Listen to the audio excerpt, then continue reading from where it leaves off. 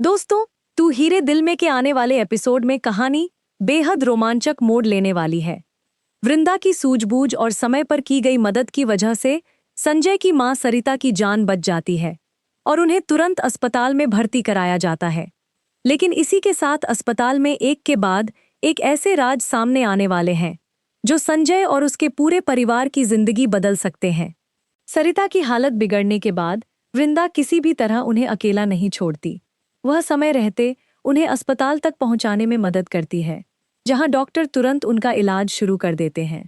इसी बीच जीतू भी सरिता को ढूंढते ढूंढते उसी अस्पताल में पहुंच जाता है। जब जीतू अपनी आंखों से सरिता को अस्पताल में सुरक्षित देखता है तो उसे राहत की सांस मिलती है।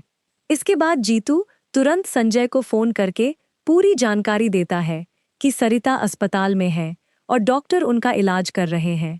अपनी मां के बारे में सुनते ही संजय बेहद परेशान हो जाता है और तुरंत स्वाति तथा अपने पूरे परिवार को इसकी जानकारी देता है।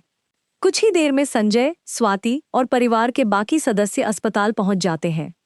लेकिन उनके पहुंचने से पहले एक बेहद भावुक पल देखने को मिलता है। बेहोश सरिता के पास बैठी वृंदा उन्हें बेहद प्यार से देखती है। वह उनके हाथ में मौली का धागा बांधती है और माता रानी से उनके जल्द ठीक होने की प्रार्थना करती है। वृंदा सरिता से कहती है कि लोग कहते हैं कि उसके हाथ लगाने से बीमारी ठीक हो जाती है, लेकिन उसे लगता है कि सरिता को उसने नहीं बल्कि डॉक्टरों ने ठीक किया है। वृंदा की बातों से साफ दिखाई देता है कि उसके मन में सरिता के लिए कितनी गहरी चिंता और अपनापन है। वह कुछ समय के लिए सरिता के पास ही लेट जाती है और ऐसा महसूस होता है जैसे वह अपनी ही मां के पास बैठी हो। वृंदा को अभी तक इस बात का अंदाजा नहीं है कि जिस महिला के लिए उसके दिल में इतना अपनापन पैदा हो गया है वह असल में संजय की मां है। इसी दौरान अस्पताल के कमरे में एक और मरीज अचानक जोर जोर से खांसने लगता है। उसकी हालत इतनी बिगड़ जाती है कि वह बेड से गिरने वाला होता है। वृंदा बिना एक पल गंवाए उसकी मदद करने के लिए दौड़ पड़ती है। वह उस मरीज को संभालने की कोशिश करती है और उसकी मदद करती है। ठीक उसी समय संजय और उसका पूरा परिवार कमरे में पहुंच जाता है। संजय जैसे ही अपनी मां को होश में न सही लेकिन सुरक्षित देखता है, वह उनका हाथ पकड़कर राहत की सांस लेता है। उसकी आंखों में अपनी मां को खोने का डर साफ दिखाई देता है। परिवार के बाकी सदस्य भी सरिता की हालत देखकर चिंतित नजर आते हैं। लेकिन दूसरी तरफ कविता बुआ के मन में एक अलग ही डर चल रहा है। कविता को डर है कि अगर सरिता को जल्द होश आ गया और उन्होंने संजय के सामने पूरी सच्चाई बता दी तो उसकी सारी साजिश का पर्दाफाश हो जाएगा।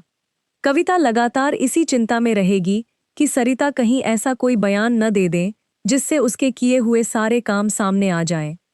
वहीं डॉक्टर के जरिए संजय के दादाजी को पता चलता है कि एक अनजान लड़की सरिता को अस्पताल तक लेकर आई थी और मुश्किल समय में उसने उनकी बहू की मदद की थी। यह सुनकर दादाजी उस लड़की के प्रति बेहद आभारी हो जाते हैं। वह उस लड़की के लिए दिल से दुआ करते हुए कहते हैं कि भगवान उसे हमेशा खुश रखे।